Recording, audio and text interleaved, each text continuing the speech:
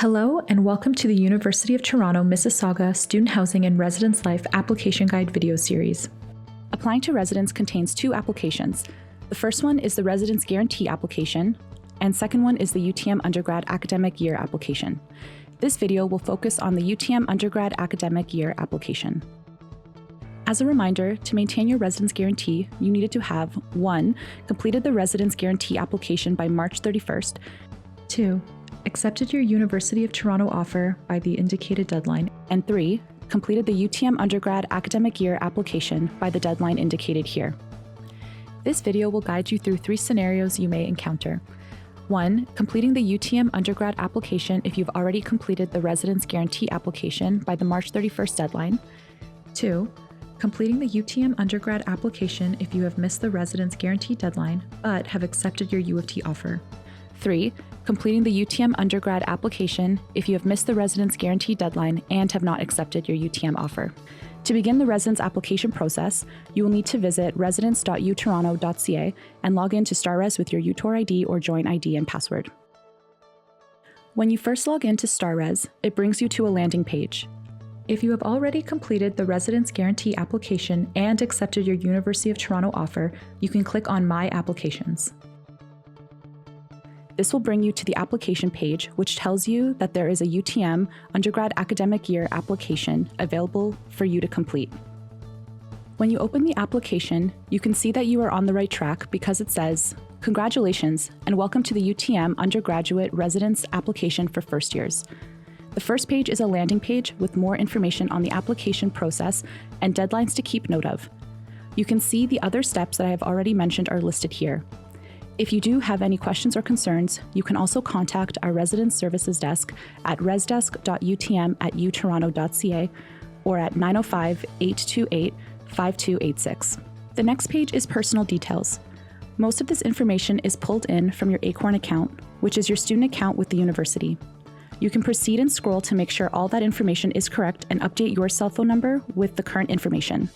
If there is an alternative email you would like to use in the summer, you can indicate that here.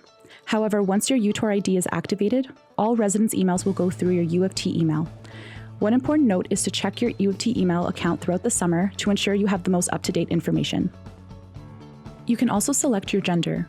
Here you can select one of these options: man, woman, transgender man, transgender woman, transgender person, two-spirit, genderqueer non-binary, prefer not to answer, or an identity not listed. Afterwards is emergency contact information. Here you can verify that your information through Acorn is correct. The last section of this page is orientation and community events. We provide students with a free t-shirt during orientation, and we want to make sure you have the correct size. Here you can indicate what size you will need. Additionally, we may provide food throughout orientation, and as such, we have also asked you to provide any dietary restrictions, such as being gluten-free, vegan, vegetarian, etc. The next page is assignment information. The first thing that you can select is a same or mixed gender option. If you select same gender, you would be placed in a townhouse, suite, or traditional style house with roommates who also select same gender. If you select mixed gender, you will have the opportunity to be placed with people of any gender. We do our best to ensure that anyone who selects mixed gender will be placed with mixed gender roommates. The next stage is the personalized accommodation request. This is for students with any accessibility needs in residence. Examples of accommodation needs include, but are not limited to, physical modifications, dietary accommodations, and medical or mental accommodations. Please keep in mind preferences are not accommodation requests. If you say yes to the personalized accommodation request field, the personalized accommodation request form will appear on your application. If you do have dietary accommodations, you will need to contact hospitality and ancillary services to discuss your options. I'm going to indicate yes so that you can see what the personalized accommodation request form looks like. The next option is our Living Learning Communities, or LLCs. We offer a variety of unique first-year living learning communities that provide students access to live in the same community as peers enrolled in similar courses. The LLC Program Facilitator, LLCPF, lives in this community and will have expertise on the subject matter and be a beneficial source of support. The LLCs that we offer for first years and the courses required for enrollment are listed below. For more information on our LLCs and what they mean, you can visit our LLC information page linked in the application. You are then given the option to indicate whether you'd be interested in applying to a living learning community. If you say no, the LLC supplementary application will not appear in your residence application. If you say yes, an LLC supplementary application will appear at the end of your residence application and allow you to complete it. I'm going to say yes so you can see the supplementary application. The last option is applicable for Indigenous students. We offer an Indigenous student guarantee for any student who identifies as an Indigenous or Aboriginal person from Turtle Island, North America, including First Nations, status or non-status, Inuk, Inuit, Métis, Alaska Native, Native American, or Native Hawaiian.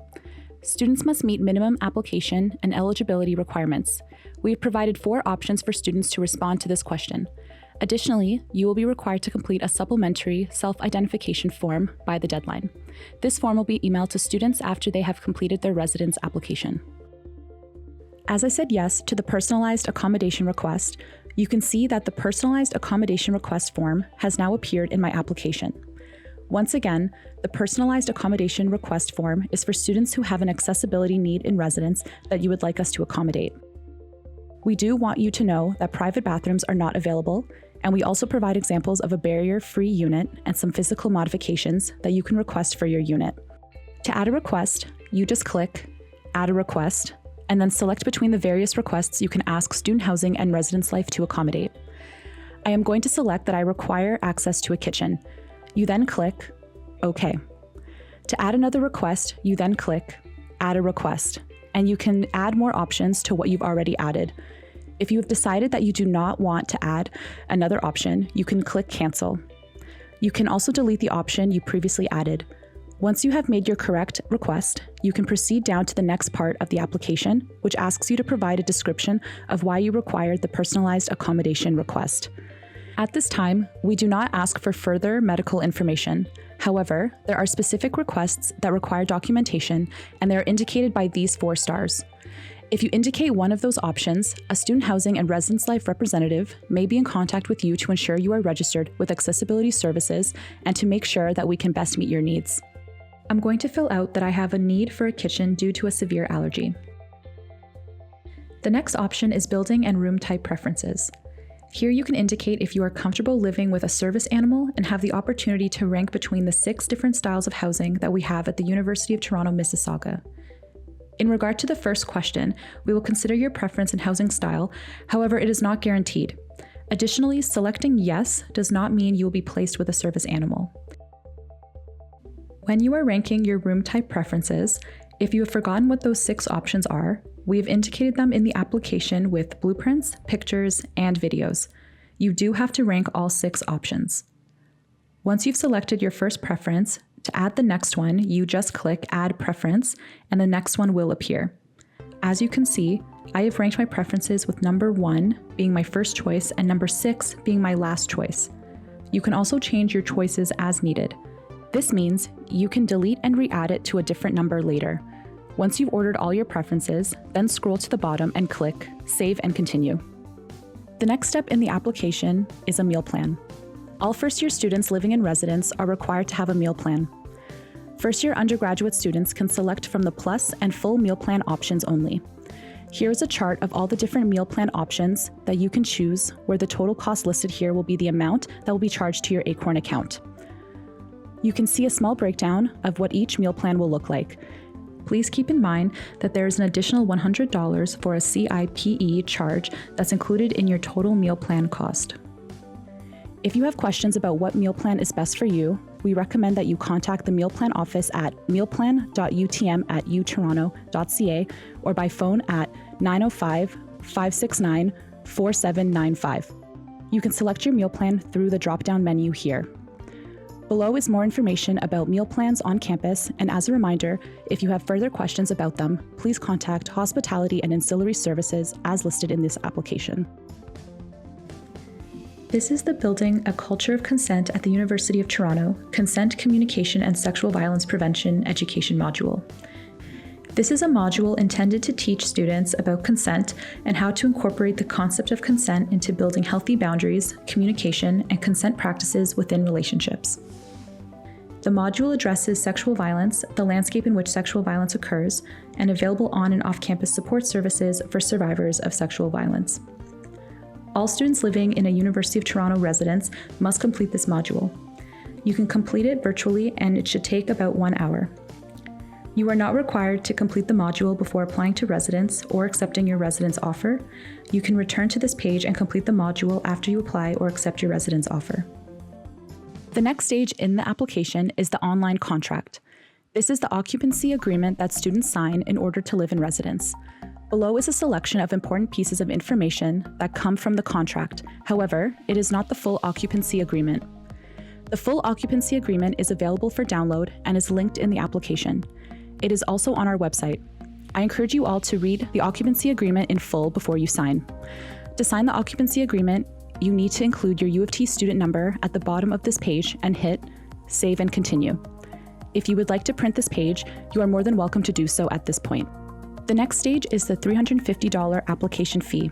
For your convenience, the application fee can be completed within the application and be paid by a valid credit card like MasterCard or Visa or American Express.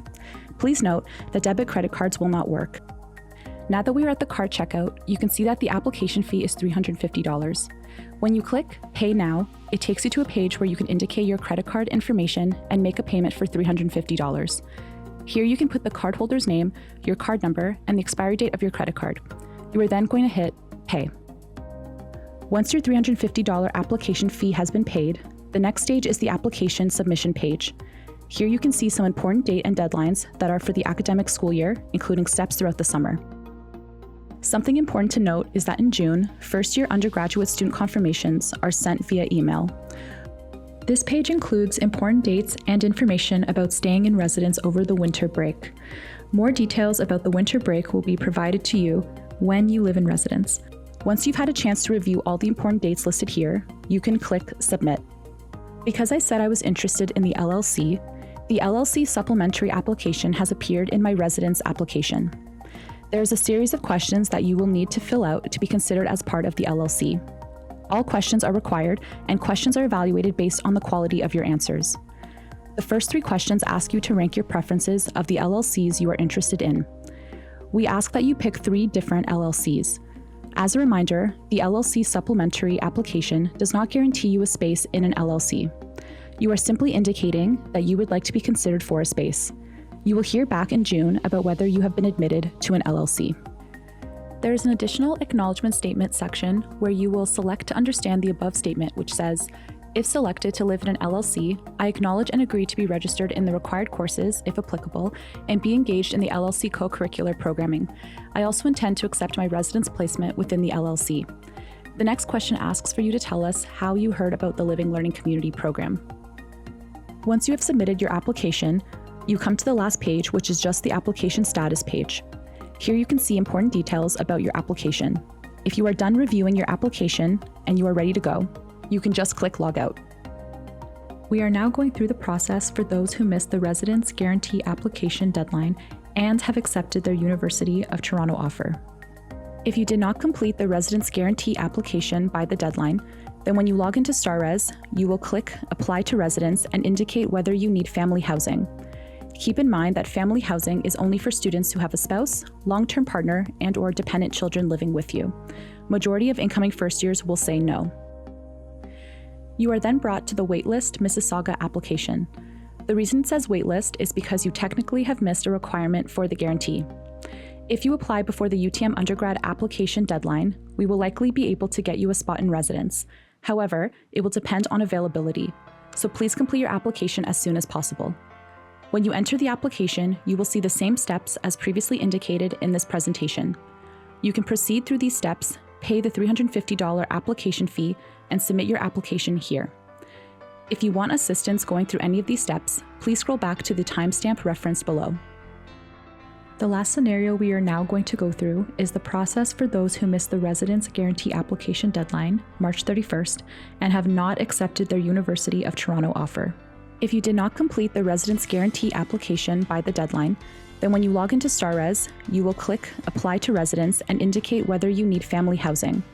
Keep in mind that family housing is only for students who have a spouse, long-term partner, and/or dependent children living with you.